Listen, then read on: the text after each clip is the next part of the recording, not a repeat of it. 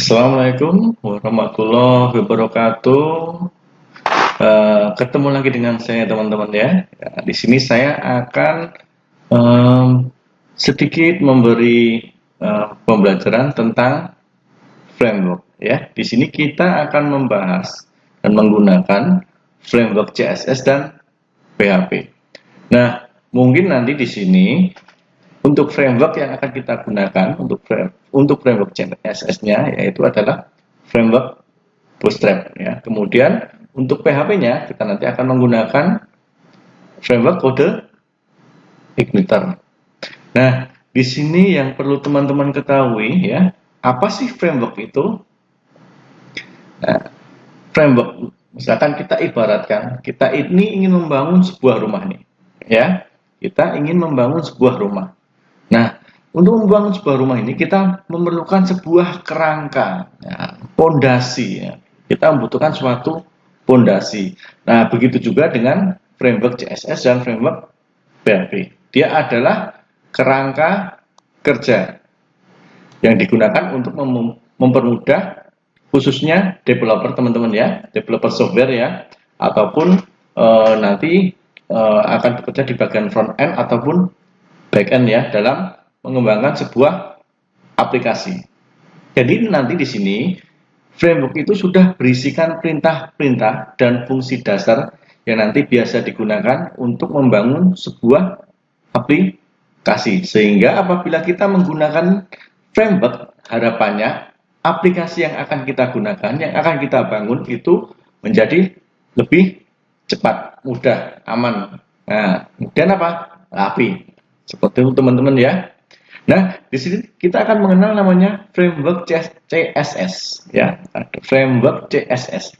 Nah, framework CSS ini berarti dia adalah sebuah kerangka kerja. Nah, fungsinya untuk apa? Nah, fungsinya untuk memudahkan para desainer web ya, para desainer website istilahnya seperti itu, untuk membuat sebuah tema atau dari sisi layoutnya. Jadi di sini framework CSS itu nanti akan berisi sebuah kumpulan-kumpulan kode CSS. Nah, nanti kode-kode CSS itu sudah siap untuk dibangun. Sehingga kita sebagai desainer web jadi tidak perlu menghabiskan banyak waktu untuk membuat sebuah formula CSS dalam sebuah website ya, hanya untuk membangun website itu sendiri. Jadi di sini kita akan menjadi lebih cepat, lebih mudah ya, lebih menarik ya, dan efisien. Nah, di sini nanti ya selain CSS yang kita gunakan akan disertakan apa namanya? JavaScript. Nah, banyak sekali ya framework-framework yang bisa kita gunakan secara komersil ya. Ada yang baik itu dari CSS ataupun PHP. Oke, sekarang kita akan mencoba masuk ke dalam framework CSS. Framework CSS. Nah, di sini teman-teman ya, yang pertama adalah Bootstrap. Teman-teman sudah mengenal Bootstrap? Sudah pernah menggunakan? Oke, sedikit akan kita bahas tentang framework Bootstrap. Jadi di sini adalah sebuah framework ya, front end yang sangat populer sekali ya, digunakan oleh pengembang web. Nah, jadi ini Bootstrap ini dikembangkan oleh tim Twitter. Nah, mungkin teman-teman sudah sering mendengar ya, apa itu Twitter ya. Jadi di sini Bootstrap sendiri ini dia menyediakan banyak serangkaian komponen-komponen yang siap untuk kita gunakan untuk membangun sebuah tampilan halaman web. Di mana web yang akan dibangun itu pastinya akan responsif ya dan menarik. Nah, kemudian apa sih fitur utamanya di dalam Bootstrap ini? Nah, di sini teman-teman nanti akan mengenal namanya grid. Nah, apa itu grid? Oke, nanti akan kita sedikit bahas tentang grid. Akan kita coba ya. Jadi grid ini akan membantu kita untuk menentukan tampilan perangkat apa yang akan kita gunakan. Kalau dulu kita sering mengenal menggunakan tabel ya. Nah, sekarang di dalam Bootstrap ini kita sudah menggunakan sistem grid. Jadi dia lebih fleksibel. Nah, kemudian framework yang kedua adalah foundation. Oke, mungkin di sini teman-teman sudah mengenal ya apa itu foundation ya. Foundation. Nah, ini juga sama, salah satu framework CSS ya, atau mungkin barangkali teman-teman sudah pernah menggunakan. Jadi foundation ini merupakan framework CSS dari Zoom.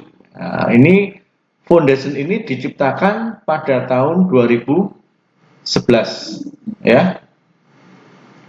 Kemudian ada lagi ya, selain foundation ada framework, namanya adalah Bulma.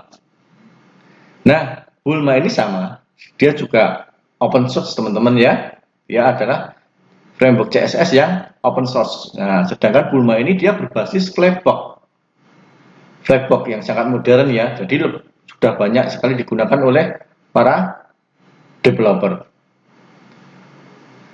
Terus keunggulannya apa? Ya sama, Bulma ini dia frameworknya terkenal dengan responsif ya, responsif sama kayak dengan Bootstrap. Dan pastinya ini akan membantu pengembang aplikasi lagi, khususnya dia pengembang desain web ya. Nah, ini akan membantu kinerja dari desainer web itu tadi.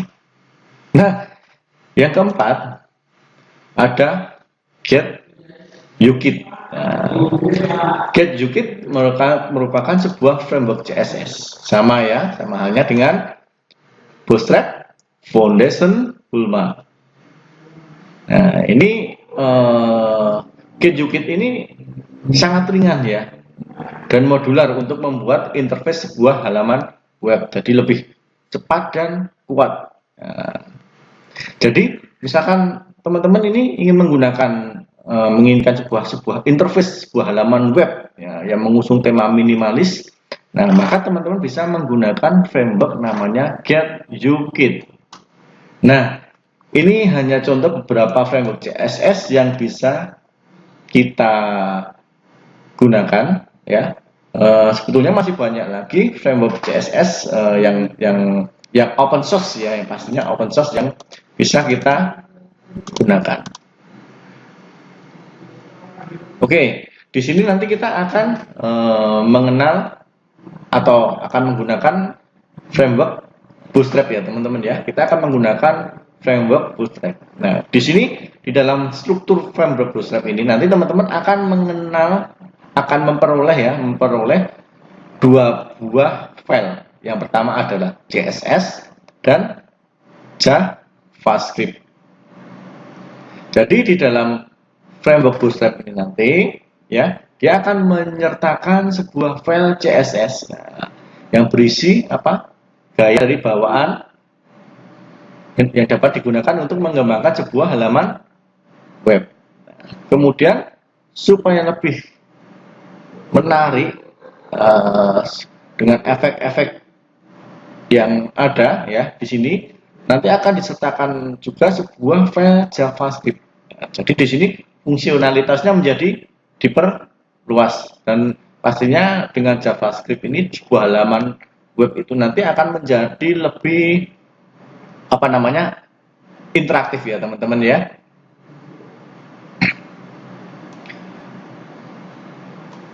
Terus nanti di komponen-komponen yang ada di dalam Bootstrap itu apa sih? Ya. Jadi di sini Bootstrap ini dia menyediakan sejumlah komponen UI ya, yang siap akan kita gunakan, seperti ada tombol-tombol, ada formulir, ada navigasi, ada jumbotron, kartu, dan masih banyak lagi teman-teman ya. Di sini untuk komponen-komponen yang bisa kita gunakan. Nah, di sini nanti setiap komponen itu ya akan memiliki struktur HTML dan kelas CSS yang telah ditentukan sebelumnya. Jadi di sini pengembang itu dapat menggabungkan komponen-komponen tersebut dalam sebuah halaman web untuk membangun sebuah antarmuka dari website itu sendiri ya. Nanti halaman website itu bisa kita bangun secara konsisten dan responsif seperti itu. Nah, jadi teman-teman ya, tadi kan kita berbicara tentang grid system. Nah, grid system yang dimiliki oleh Bootstrap ya. Grid system pada Bootstrap ini memungkinkan ya pengembang web itu ya dapat mengatur tata letak sebuah halaman web secara responsif ya. Secara responsif. Maksudnya bagaimana sih kalau secara responsif? Oke.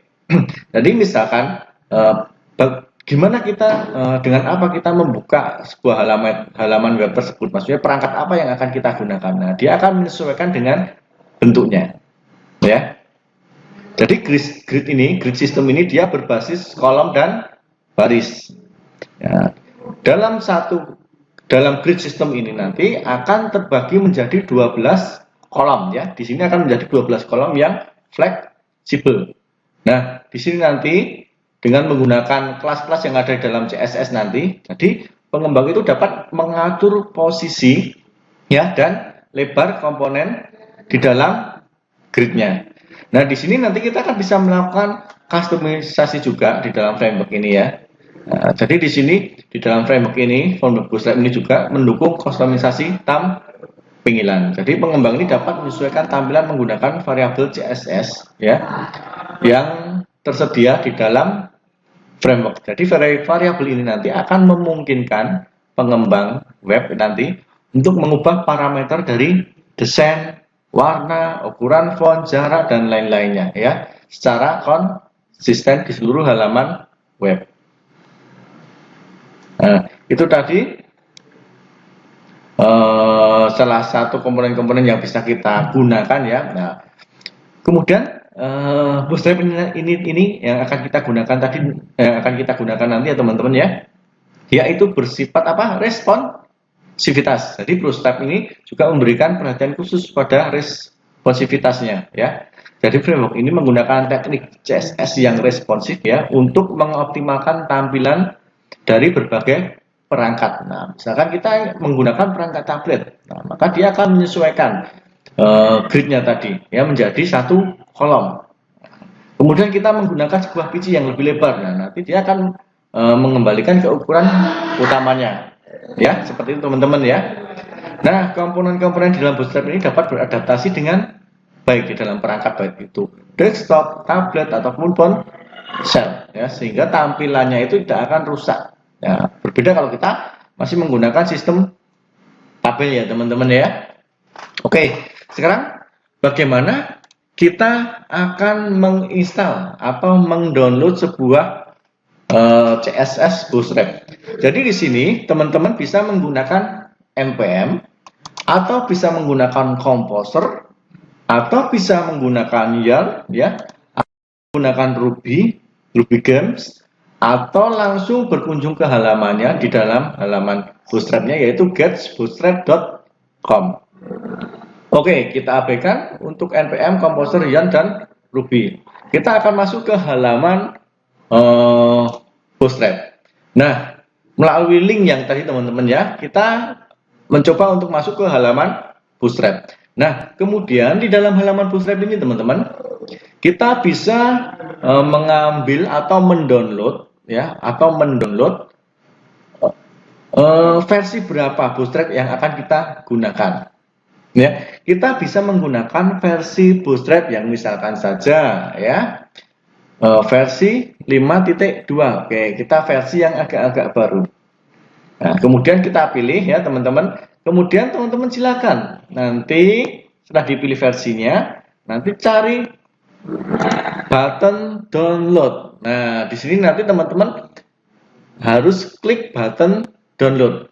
Setelah teman-teman mengklik button download, nanti teman-teman akan mendapatkan sebuah file ya, akan mendapatkan sebuah file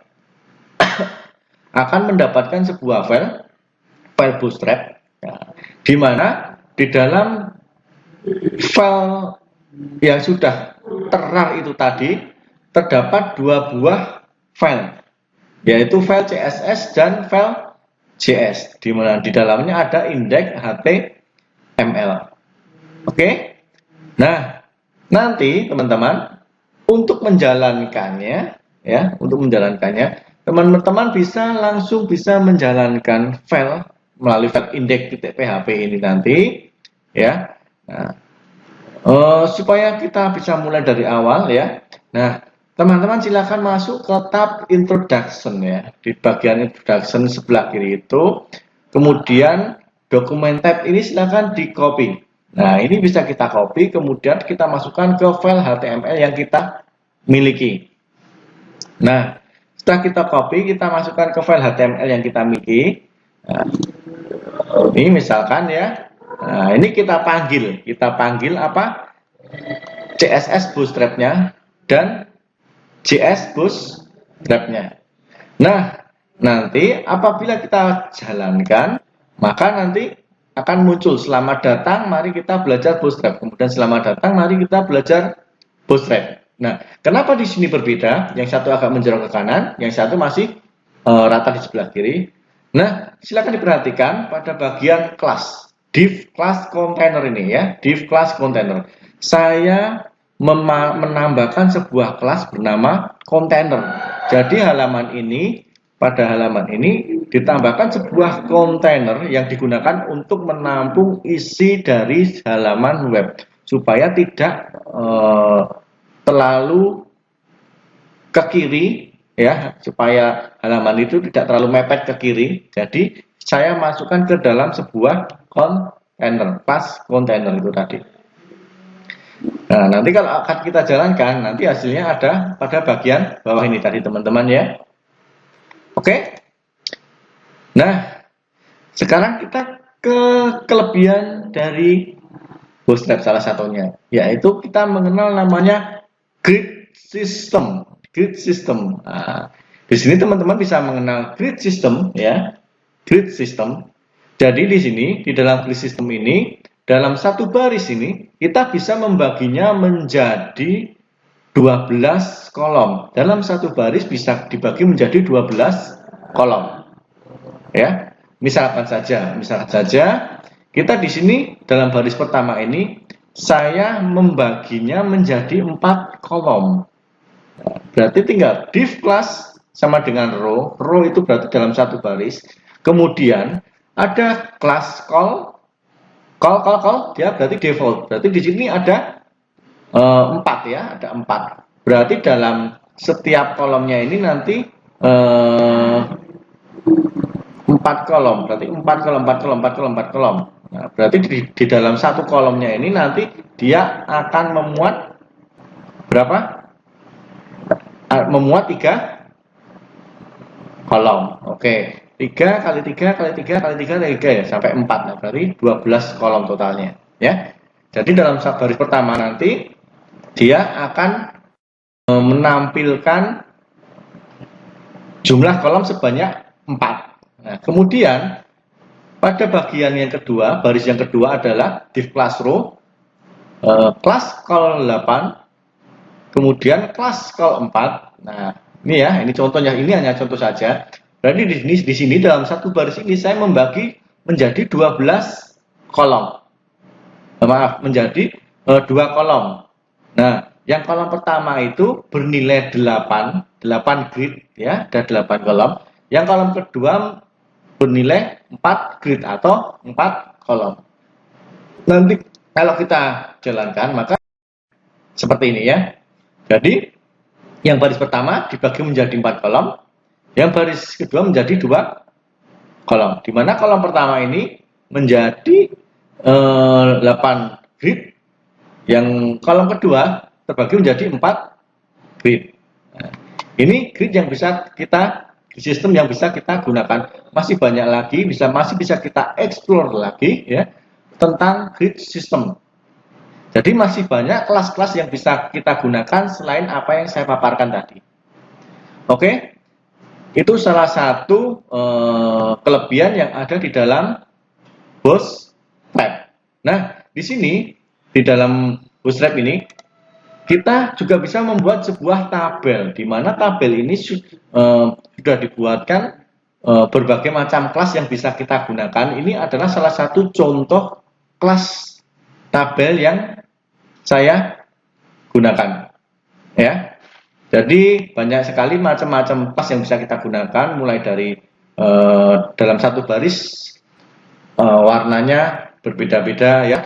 Dalam satu tabel warnanya selang-seling. Nah, seperti itu bisa, ya. Atau kalau kita mau kita klik, maka dia berubah warna. Nah, itu CSS yang sudah disediakan di dalam Bootstrap. Kita tinggal memanggil nama CSS tersebut. Nah, kemudian apabila kita ingin membuat sebuah form misalkan, ya. Nah, apabila kita ingin membuat sebuah form, di sini kita tinggal mengcopy paste saja yang ada di halaman websitenya Bootstrap. Nah, di sini, ya, teman-teman, nanti tinggal copy saja formnya, kemudian diedit sesuai dengan kebutuhan. Banyak sekali macam-macam tipe-tipe form yang bisa kita gunakan nanti di dalam Bootstrap. Nanti silakan teman-teman explore sendiri. Nah, ini salah satu contoh form yang saya gunakan, yang saya ambil dari halaman Bootstrap. Jadi tinggal saya copy paste, ya, kemudian saya jalankan, nah, maka langsung keluar formnya. Jadi kita tidak perlu membuat sebuah halaman form itu satu-satu, ya. Kita bisa mengcopy pastenya, mengganti kelasnya sesuai dengan kebutuhan yang akan kita gunakan. Oke? Nah, itu tadi adalah materi tentang Bootstrap. Nah, sekarang akan kita lanjutkan tentang framework PHP. Nah, di dalam framework PHP, nanti kita akan menggunakan namanya kode igniter, teman-teman, ya. Kita akan menggunakan namanya kode igniter. Nah, di dalam kode igniter sendiri, teman-teman, di sini teman-teman perlu ketahui dulu, apa itu sih? Apa sih kode igniter itu? Kode igniter itu adalah sebuah framework, sebuah web aplikasi. Ya, dia bersifat apa? Dia bersifat open source. Terus digunakan untuk apa? Nah, ya pastinya membantu developer untuk melakukan atau membuat aplikasi supaya nanti aplikasi yang dibangun itu lebih cepat, lebih mudah, efektif, ya. Terus pengerjaannya itu lebih terstruktur. Nah, itulah fungsinya kita menggunakan framework, dan pastinya jika kita menggunakan framework itu akan lebih aman. Oke? Di sini yang perlu teman-teman ketahui adalah apa? Konsep yang ada di dalam kode igniter. Nah, teman-teman di sini akan mengenal namanya konsep MVC. Apa itu MVC? MVM. M itu adalah model. V-nya itu adalah view, C itu adalah controller, ya. MVC, model, view, controller. Nah, model itu nanti akan berhubungan langsung dengan database, ya. Jadi dia yang mengelola database. Jadi tidak serta-merta yang ada di dalam model itu adalah database, ya. Jadi kita bisa menyimpan sebuah logika atau script yang nanti akan sering kita panggil itu di dalam sebuah model. Jadi tidak serta-merta hanya sebuah database. Nah, dan nanti biasanya untuk memanipulasi data kalau dalam database nanti, ya, itu nanti akan kita gunakan untuk memanipulasi sebuah data. Dalam model itu ada insert, ada update, ada delete, ada set. Nah, ini nanti akan semua kita manipulasi di dalam model, atau bahkan nanti digunakan untuk menangani sebuah validasi yang berasal dari controller. Jadi di dalam model ini nanti dia tidak akan terhubung langsung dengan view. Nah, view itu apa? View itu sebuah komponen. Nah, komponen ini yang berhubungan dengan semua data yang terkait dengan file HTML, ya. Di mana file HTML ini itu diatur oleh controller. Jadi di sini, ya, view ini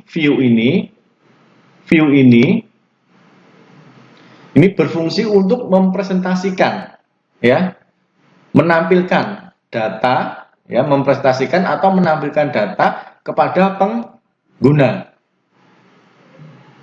Jadi komponen ini tidak berhubungan langsung, jadi view ini nanti akan memberikan tampilan kepada pengguna supaya itu dapat terbaca, dapat dilihat oleh pengguna. Nah, kemudian ada C itu adalah controller. Nah, controller. Jadi di sini adalah komponen. Dia controller ini menghubungkan komponen yang ada di dalam model dan view. Nah, jadi komponen ini ya berfungsi untuk menerima request yang berasal dari user. Nah, misalkan saja kita lihat gambar ini teman-teman ya. Nah, jadi di sini misalkan ada pengguna, dia melakukan request. Ada pengguna, dia melakukan request ya teman-teman ya. Ada pengguna, dia melakukan request, dia ingin meminta data ID yang nilainya adalah 3. Nah, request itu nanti akan diberikan ke controller. Nah, dari controller ini nanti akan dicari melalui model, ada atau tidak. Kalau ada, maka data itu akan dikembalikan lagi ke controller. Ya. Nah, kalau sudah, setelah dikembalikan ke controller, data itu nanti akan diberikan ke mana? View. Ke view. Di dalam view ini nanti akan muncul di browsernya dari pengguna. Ya. Seperti itu ya. Oke? Oke. Kita sudah mengenal konsep dari kode. Sekarang bagaimana kita ingin mengambil atau mendownload framework kode Igniter, teman-teman ya. Untuk mendownload framework kode Igniter, teman-teman bisa mengunjungi halamannya secara langsung melalui https://kodeigniter.com/download. Nah, di sini ada versi yang sudah terbit ya. Ada kode Igniter 4 dan kode Igniter 3. Nah, mungkin di sini kita akan menggunakan kode Igniter 3 ya. Untuk menggunakan kode Igniter 3, teman-teman tinggal klik button downloadnya. Button downloadnya silakan diklik. Kemudian setelah diklik, teman-teman nanti akan mendapatkan file WinRAR, file zip. Nah, dari file zip itu nanti silakan nanti diekstrak, kemudian masukkan ke dalam folder www. Tergantung teman-teman menggunakan WAM server atau apa? Extam pp. Ya. Kalau menggunakan WAM server, teman-teman silakan masukkan folder kode Igniter itu ke dalam folder www. Nanti di dalam folder yang sudah kita ekstrak nanti, kita akan memperoleh beberapa file.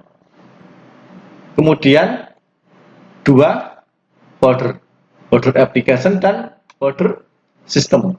Nanti kalau kita jalankan, nah, maka akan keluar hasilnya seperti ini ya.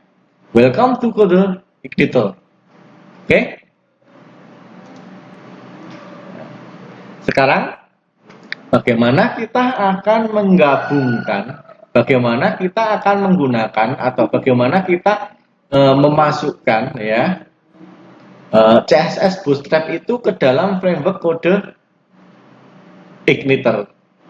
Nah, oke. Yang pertama ya teman-teman, siapkan dulu tadi Bootstrap CSS-nya, kemudian siapkan juga ya framework kode Igniter-nya.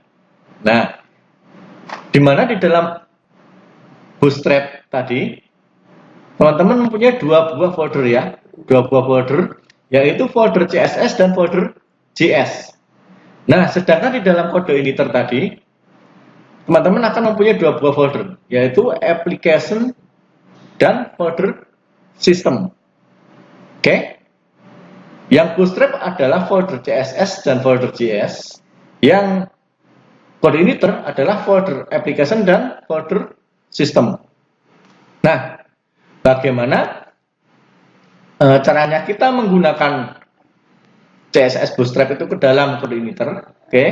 Dari 2 buah framework CSS dan Bootstrap tadi ya, Di dalam framework coordinator, kita buatkan sebuah folder ya, namanya bebas. Tapi di sini saya memberi sebuah nama assets, di mana folder assets itu nanti akan saya gunakan untuk menyimpan folder-folder ya, atau mungkin plugin-plugin yang akan saya gunakan. Nah, itu di dalam folder aset. Jadi CSS dan JS itu nanti akan saya masukkan di dalam folder aset yang ada di dalam kode igniter.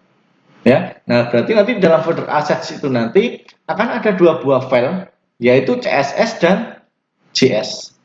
Nah, setelah dua folder ini dimasukkan ke dalam folder assets, sekarang bagaimana kita memanggilnya? Bagaimana kita memanggil CSS bootstrap-nya tersebut?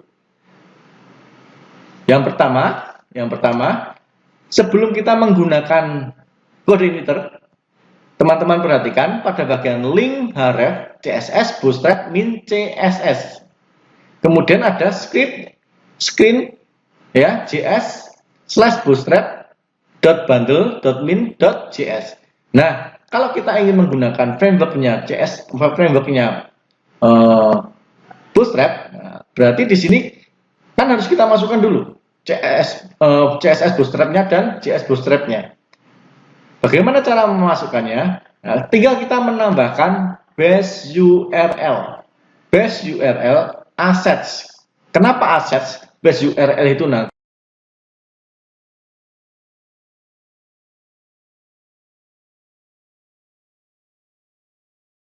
objek assets itu berarti kan kita tadi membuat folder assets kan untuk menyimpan apa? Folder CSS-nya Bootstrap. Nah, kemudian Bootstrap min CSS ini berarti kita memanggil CSS Bootstrap-nya. Nah, setelah itu kita memanggil Bootstrap JS-nya. Nah, sama halnya seperti kita memanggil CSS Bootstrap-nya. Nah, di dalam SRC-nya ya, kita panggil base URL. Nah, saya ulangi lagi ya, base URL itu nanti merujuk ke nama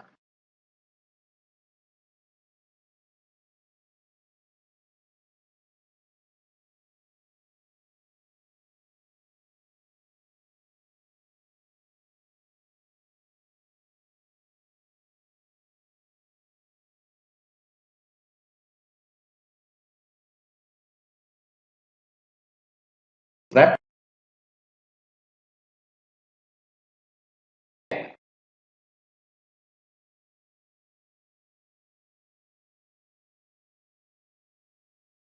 ya, bisa mempraktekkan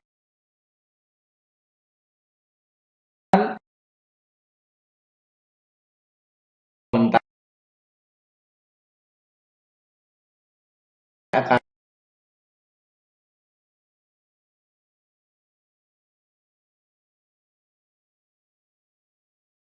gagal.